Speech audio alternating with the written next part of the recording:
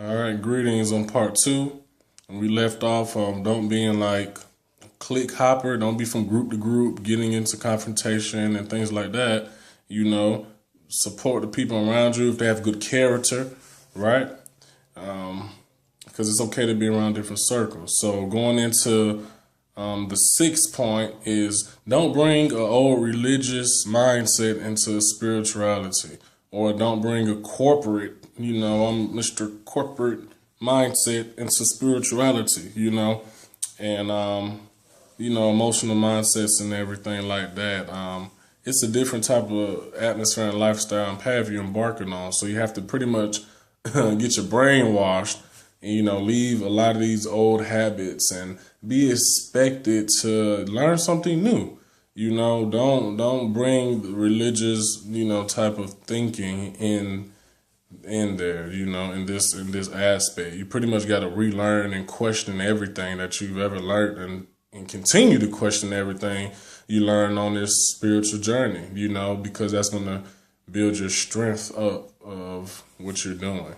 So keep that in mind, just be humble, learn, be open-hearted, because people don't have to share information, even though it's all ours, but people give information because, they want to see people do good.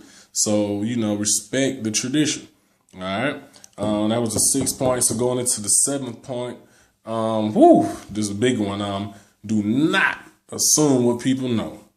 Do not assume what people know, because you have no idea what people are capable of and what they can do. When you coming from a world of just, nonfiction or whatnot, like, you really don't understand that people really have power.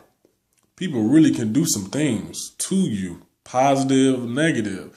You see, so it's like you can't assume that, you never know what type of spiritual ashe a person carries. And, so just don't assume, because you're going to be learning how to get into your superpower, your supernatural ability.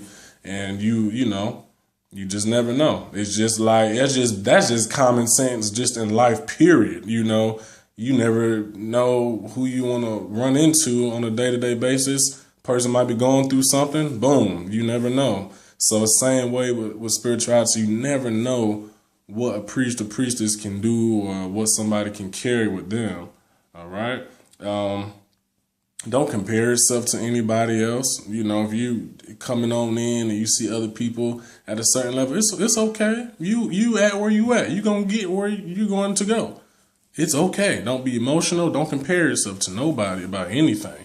Don't judge people based off their material possessions. A lot of times we think just because, I'm conscious, I know some magic, that, you should have $1 million. No, that's not the case, because you have to learn how to separate your spirituality and this physical reality.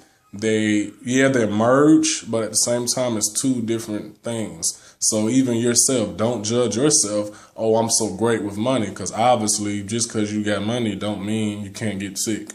Just because you got money don't mean you can't get it taken from you. So don't let material possession be the sole determination of if this person's what they can do is working, because you never know. A lot of people get into spirituality and they don't really care about material possessions like that. A lot of masters, you never know. All right. Think about some of our great teachers, man, please. Last point is point number 8. Get initiated. If you watch previous video, I spoke about that. Once you kind of get the do's and the don'ts, go ahead and start getting your process of initiation. Go through some school, some lodge. If you need help finding a school or lodge or wherever area you at, I know a lot of different teachers. I can point you in the right direction. It is so many good people out there, and we all have to come together. It's everybody. It's enough of us out here that's doing the work. So I love you all. Much respect. If you have any positive feedback, please comment, please share. Peace and blessings, and I share.